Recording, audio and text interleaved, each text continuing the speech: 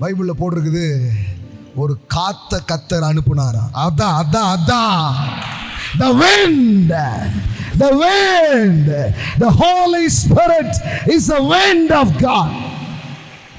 அப்பொழுது கத்தரிடத்திலிருந்து புறப்பட்ட ஒரு போடையா போடையா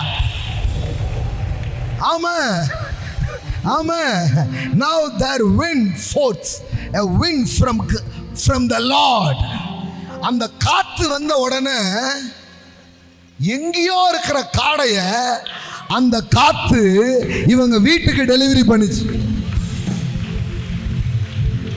நான் சொல்றேன், இன்னைக்கு பரிசுத்த ஆவியானவர் உங்க வாழ்க்கையில ஒரு காத்தா அடிக்கும் போது எங்கேயோ இருக்கிறத உங்க வீட்டுக்கு, உங்க வாழ்க்கைக்கு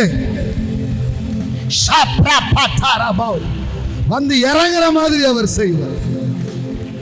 ஆமென் ஆமென்.